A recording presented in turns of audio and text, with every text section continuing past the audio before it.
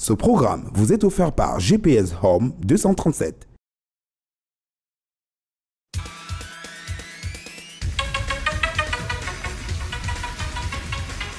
La vie nous offre parfois des moments exceptionnels. Allô ma puce. Ok, à tout à l'heure.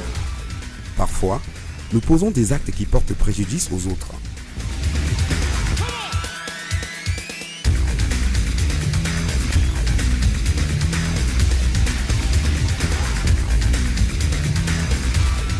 Il est très fréquent de tourner dans la confusion et le doute. Oui, allô chérie. Oui, je vois pas mes pieds là.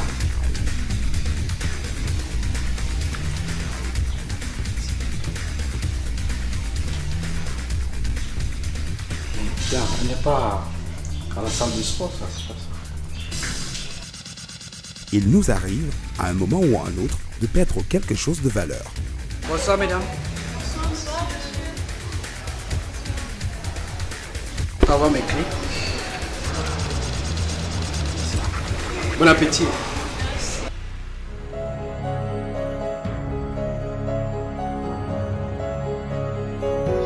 En cas de vol ou de conduite non autorisée, GPS Home 237, grâce à son dispositif de géolocalisation, vous permet d'immobiliser le véhicule à distance, tout en recevant sur votre GSM des alertes des moindres mouvements, kilométrage et vitesse du véhicule, où qu'il soit, 24 heures sur 24. 24 heures sur 24. GPS Home 237, sécurisez votre activité et simplifiez-vous la vie.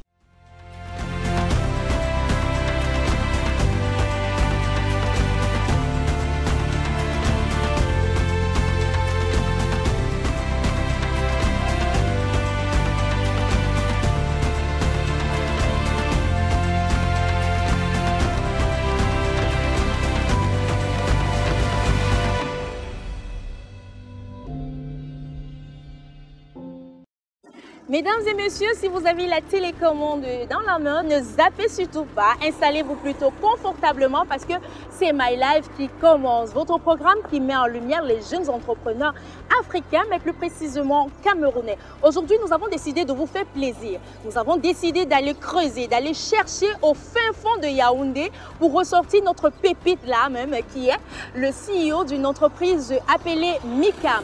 Cette entreprise, en fait, c'est quoi? Il aura l'occasion de développer, de parler, de nous faire comprendre en fait les rouages et les contours de son domaine. Mais comme capital propre, ce jeune entrepreneur a commencé avec un couteau et une noix de coco. Surréaliste bien sûr, quand on sait que la noix de coco ne coûte que 150 francs et un couteau peut-être à 100 à 150 francs. Donc avec 300 francs de capital, il a pu lancer l'une des plus grosses industries au Cameroun. Il s'agit tout simplement de monsieur Stéphane Kouam que nous avons l'honneur de recevoir sur le plateau de My Life aujourd'hui. Je vous invite tout simplement, mesdames et messieurs, à suivre mon regard parce qu'il est confortablement installé là devant. À tout de suite, mesdames et messieurs.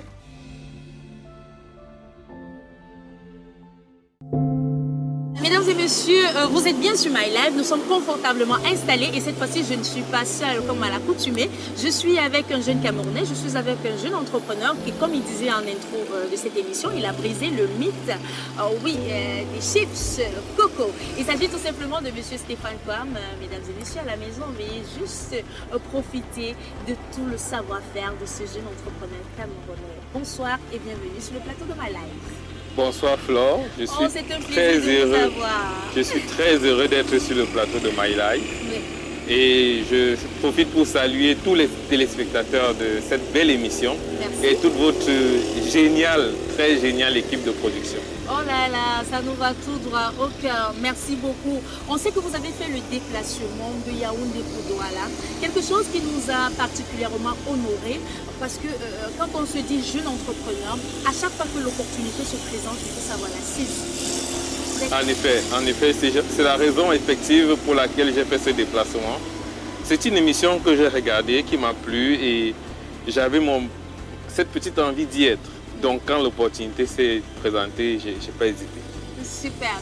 Voilà, mesdames et messieurs, nous sommes confortablement installés et nous allons passer à notre rubrique qu'il faudrait mettre en condition parce que lui, il est le roi du packaging, il est le roi de tout ceci. Mais nous, ici, nous sommes les rois du fun time et ça commence maintenant. Vous êtes prêts pour le fun time? Je suis prêt. Allons-y, on va déclencher le fun time si la régie est d'accord. Allons-y.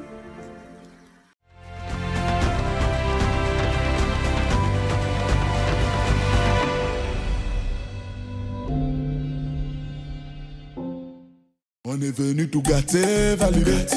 Tout gâter, valider. On est venu tout gâter, valider. Tout gâter, valider. Où ont passé les jaloux, oh, valider. Les jaloux, oh, valider. Où ont passé les jaloux, oh, valider. Les jaloux. Deux vers seulement, je suis validé. À une bouteille, moi je suis démé. Voici venu le moment de danser, sans se préoccuper de ce que les gens peuvent penser. Je regarde à gauche, je regarde à droite, à l'heure aussi. Tout ce que je vois, c'est mon cambouis. On y va. Souhait, doucement. C'est le week-end. C'est le week-end. C'est le week-end. C'est le week-end. Vendredi soir.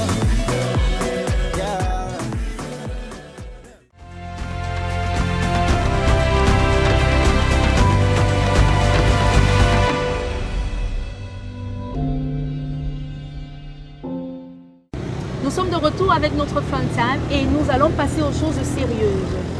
Moi, je laisse la possibilité aux téléspectateurs de juger parce que vous vous êtes très bien débrouillés dans cette rubrique-là. Vous avez aimé? J'ai aimé. Super. Donc, ce que nous allons faire maintenant, c'est de parler de manière sérieuse. Nous avons des milliers, des millions de téléspectateurs qui nous regardent et il faudrait qu'à travers vos dits, qu'on puisse capter, qu'on puisse comprendre comment est-ce que vous avez commencé ou arrivé où vous êtes aujourd'hui à valoriser le Made in Cameroun. Ouais. Vous êtes prêts? Je suis prêt. Super. La première question, c'est qui est Stéphane Kwame et qu'est-ce qu'il fait concrètement? Stéphane Kwame, c'est un jeune Camerounais, D'accord. âgé de 36 ans, qui vit à Yaoundé et qui a lancé il y a 5 ans un projet entrepreneurial qui était à la base de transformer la noix de coco en chips de noix de coco. Aujourd'hui, c'est 4 métiers que nous faisons. En dehors de la transformation agroalimentaire, nous produisons également du packaging.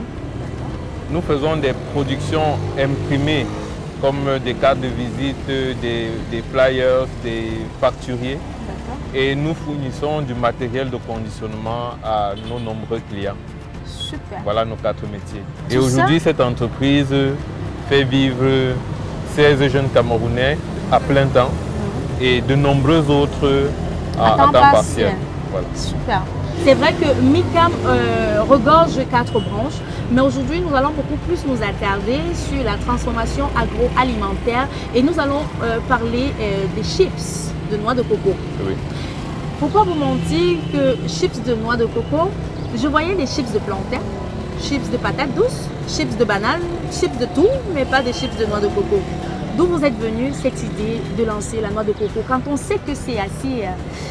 c'est un fruit, c'est assez complexe, non? Oui, en effet, c'est assez complexe et c'est même la raison pour laquelle je me suis intéressé à ce fruit.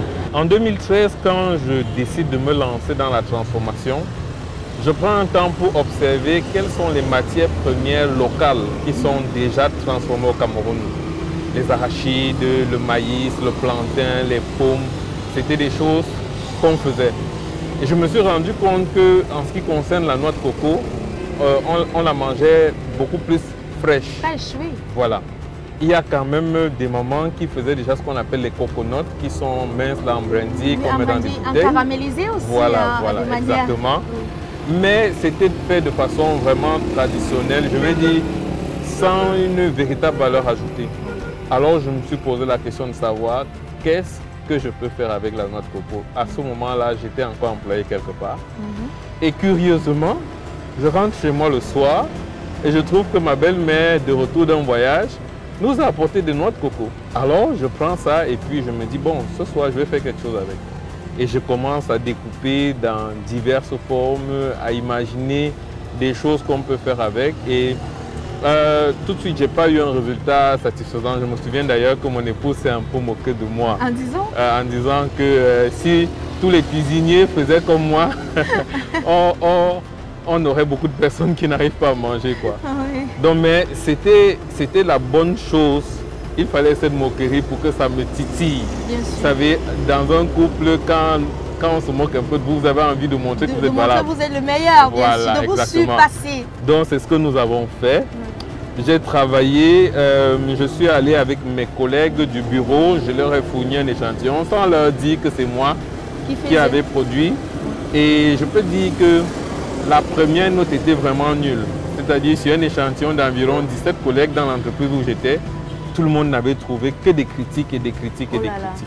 C'était pas facile. Mais ça ne vous a pas découragé? Non, au contraire, c'était davantage de carburant. Oh là là. Alors, je travaille et finalement, j'obtiens quelque chose que les gens goûtent et qui commence à plaire.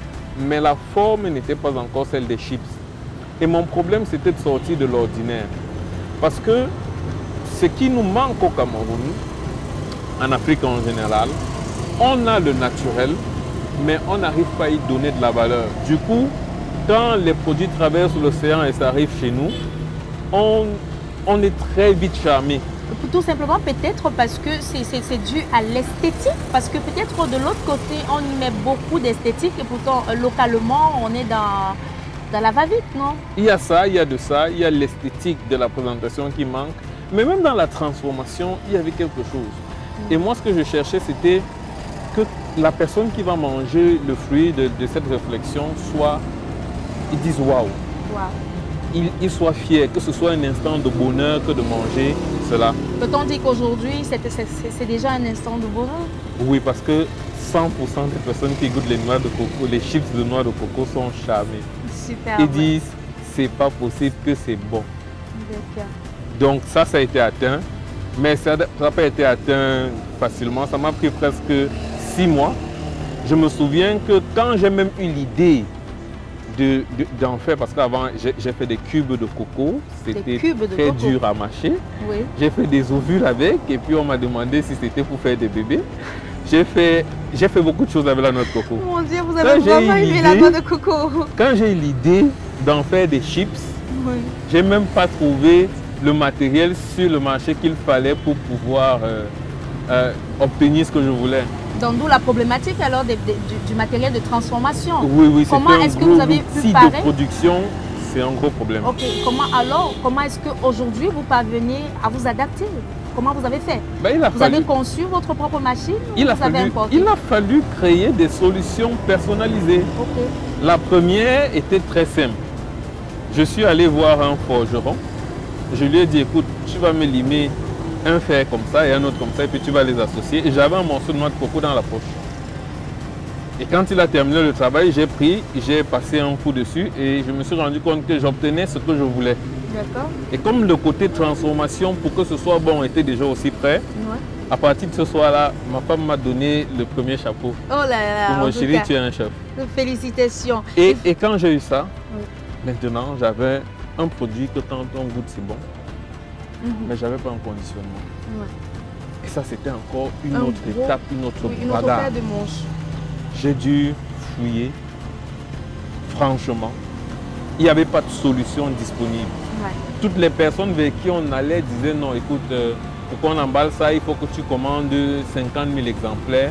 Vous imaginez quelqu'un qui commence avec un morceau de noix de coco qu'il a raté, qui n'en a même pas 10 à la maison, et on dit qu'il faut produire 50 000.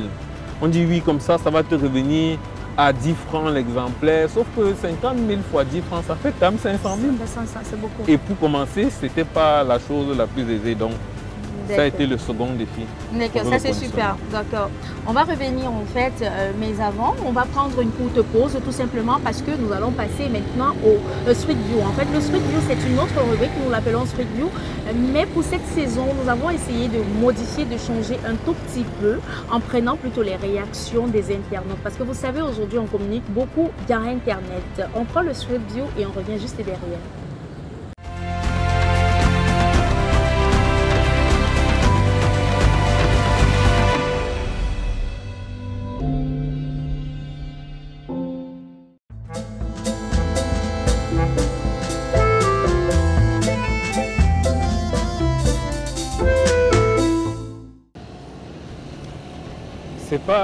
C'est pas facile au départ, mais le plus important, c'est de réussir à faire en sorte que son partenaire adhère à son projet. Et au départ, généralement, en tant qu'entrepreneur, vous êtes le seul à comprendre ce que vous voulez faire. Et parfois, si ça va même impacter sur les revenus familiaux, si les revenus vont un peu chuter, ça peut même un peu décourager l'autre partenaire. Maintenant, c'est de réussir à l'amener, à savoir que c'est les débuts et que ça peut progresser. Que si on travaille ensemble, main dans la main, que le partenaire soit dans le projet ou hors du projet. Moi, j'ai la chance que mon épouse est dans le projet. Nous, on est un couple d'entrepreneurs. Si le partenaire est dans le projet, c'est un peu plus facile. S'il est hors du projet, c'est de lui rendre compte chaque jour de manière à ce qu'il vive autant que vous ce qui se passe dans votre entreprise, dans votre aventure entrepreneuriale. Ce n'est pas évident, mais c'est possible.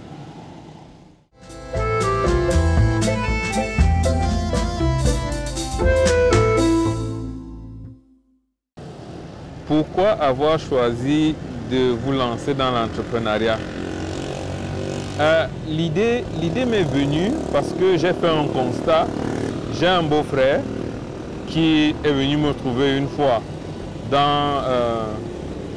dans une foire de la place où je travaillais pour une entreprise et j'étais le chef de stand. Et je me suis rendu compte que lui qui travaillait pour lui-même gagnait 10 fois plus d'argent que moi qui étais un chef, un haut cadre d'une entreprise, nanti d'études doctorales et tout. Lui, il avait un niveau BEPC, CAP dans le cursus technique et gagne 10 fois plus que moi à l'intérieur d'un événement où on se retrouvait tous les deux. Ça m'a fait réfléchir et je me suis rendu compte qu'il avait un système d'effort multiplicatif, c'est-à-dire que chaque unité supplémentaire qu'il vendait lui rapportait de l'argent, alors que moi, chaque unité d'effort que je faisais restait dans le même cadre de mon salaire mensuel. Ça m'a décidé à faire le saut.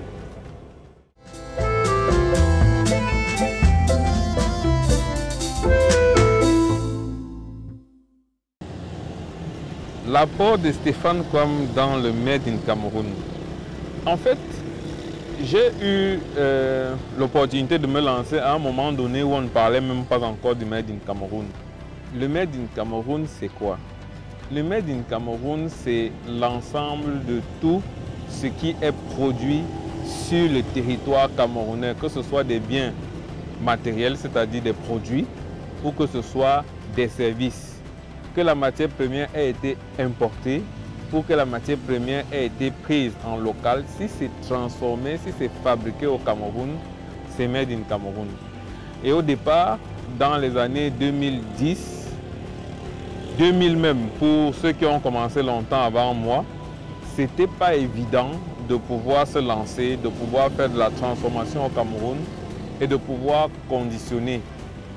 Ce que moi j'ai réussi à faire, j'ai démocratisé le packaging, le conditionnement, l'emballage. Aujourd'hui, moi qui par exemple ai trimé pendant 2 ans parce qu'il fallait lancer 2000, 10 000, 20 000, 50 000 exemplaires d'un produit pour pouvoir avoir un packaging convenable et l'emballer. Aujourd'hui, un jeune Camerounais peut se lancer avec un exemplaire. C'est-à-dire qu'il veut un emballage, il vient, on produit un emballage, il met son seul échantillon unique dedans et il s'en va sur le marché et il vend. Il y a de nombreux jeunes entrepreneurs qui aujourd'hui, on croit qu'ils ont toute une machine industrielle derrière parce qu'ils ont un bon packaging alors qu'ils n'ont produit qu'une seule pièce et que c'est aller sur le marché. Après le lendemain, on pourra en faire 5, après on pourra en faire 10. Donc en fait, c'est ça. C'était le gros défi et nous avons réussi à démocratiser le packaging.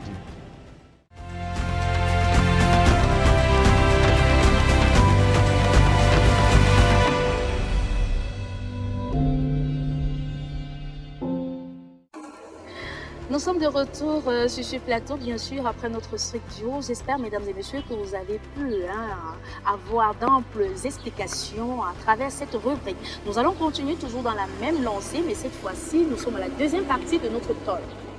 On voudrait savoir tout ce qui vous a inspiré, comment vous avez fait, comment vous faites même aujourd'hui pour vous en sortir quand on sait que nous sommes dans un pays où se trouvait un petit espace est plutôt difficile. Comment est-ce que vous faites pour concurrencer les grandes surfaces? Parce que là, c'est un problème. On est en train de voir avec des grandes surfaces s'installer de plus en plus au Cameroun. Comment est-ce que vous faites pour avoir des installations, alors pour avoir des comptoirs? D'abord, il faut qu'on sache qu'il n'y a rien qui se fait sans passion. Il faut être profondément têtu, avoir envie à un niveau incroyable. Parce que la concurrence est effectivement rude. Les grandes surfaces sont totalement occupées par les très grandes entreprises mondiales. Et ils y vont à coût de millions de francs pour se payer des espaces. Alors, comment exister dans ça? Il a fallu faire un bon produit, bien l'emballer, le faire goûter par un grand nombre de personnes et que ces personnes commencent à demander dans les surfaces. C'est-à-dire que nous n'y sommes pas parce qu'on a réussi à mettre aussi la main à la poche, à sortir un gros chèque. On y est parce que le client réclame. Parce que le client arrive à la caisse et il demande à la caissière les chips de noix de coco, ici c'est pas où. Et que la caissière elle-même est gênée de répondre tout le temps qu'il n'y en a pas. D'accord. Voilà.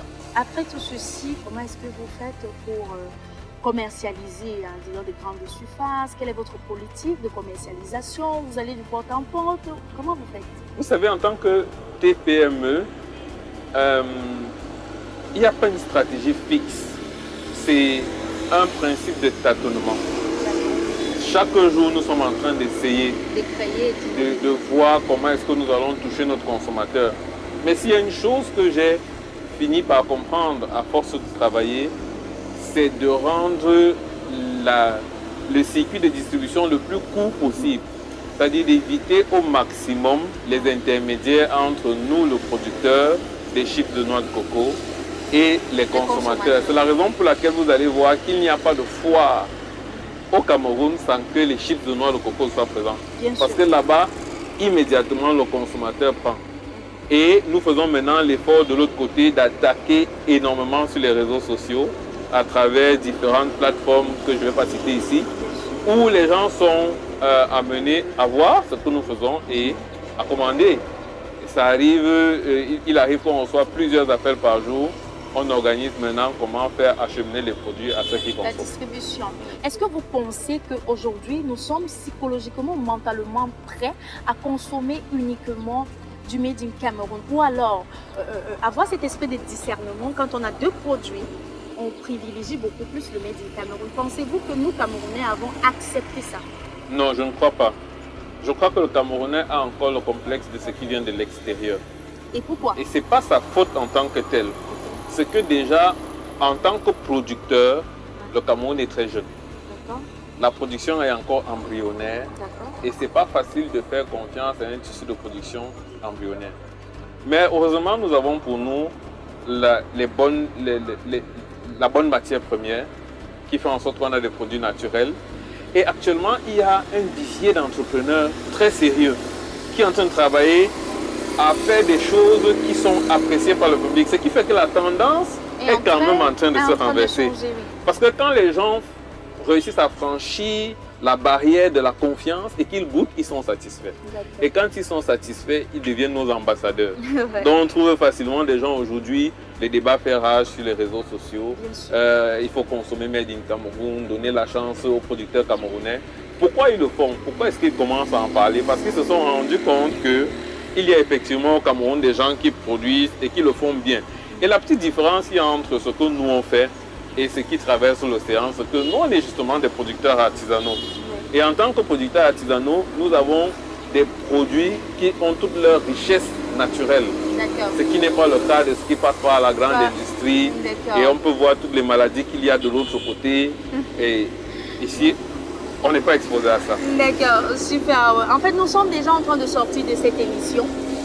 Quel est votre dernier mot avant la fin? Qu'est-ce que vous pouvez dire à tous ces jeunes qui vous regardent et qui aimeraient faire comme vous? Je peux leur dire qu'il est possible de partir de rien du tout, de 0 francs, pas de capital au départ, de créer une entreprise et de la faire prospérer et qu'elle finisse par s'occuper de vous. Que les gens arrêtent de penser qu'il faut absolument faire d'abord un business plan de 50 millions ou de je ne sais pas moi combien de millions. Ensuite, il faut être candidat à tous les concours internationaux pour avoir un prix ou pour gagner de l'argent afin de financer un gros projet qui va commencer sur les feux de Trump. Non, non, pas besoin. En réalité, les jeunes ont besoin de se lancer, de commencer à zéro, de commencer avec 1, de vendre ce 1, de faire ensuite 2, de faire ensuite 3 et de progresser. C'est possible de réussir. C'est comme ça que nous travaillons chaque jour. Super, ce fut un plaisir de vous avoir sur ce plateau. Je peux vous serrer la main. C'était un plaisir pour moi. C'est vraiment un plaisir. Merci. Il faut dire que votre parcours m'inspire énormément et je sais très bien que ça vous a inspiré également à la maison. Il nous a fait comprendre, en fait, M. Stéphane Coin, qu'on peut partir d'un couteau et d'une noix de coco. Je pense à aider, ça se vend entre 100 et 150 francs la noix. Oui. C'est ça. Et lancer une très grande entreprise qui marche, parce que je vous affirme que ça marche. Très cher, vous à la maison qui nous regardez, vous qui nous avez honorés en nous regardant pendant ces 26 minutes, nous vous disons infiniment merci. Et à vous jeunes qui avez perdu espoir, vous qui vous dites par exemple qu'il faut un business plan, hein, je ne sais pas de combien de milliards pour se lancer, de par cette émission, le message que nous voulons véhiculer, c'est qu'on peut partir de rien, comme on dit de rien, et se créer ou alors se frayer une place au sommet. Le seul conseil que nous pouvons vous donner avant de partir, c'est d'être la meilleure version de vous-même. Oui, travaillez, ne vous découragez pas tout simplement pour être la meilleure version de vous. C'est sur cette très belle note que s'achève cette émission. On espère qu'elle a été édifiante pour vous. Donnons-nous rendez-vous la semaine prochaine à la même heure sur la même chaîne, toujours avec le même plaisir. Ce fut un plaisir aussi de vous servir. Bye bye. Merci bien, Monsieur Kwam. On se voit très bientôt. Bye bye, à tous les spectateurs de My Life. Bye bye. À tous les téléspectateurs, bye. Super, c'est fini. Voilà, j'ai oublié, mais bon. On commence? Ok, on continue? D'accord. Je vais relancer en fait.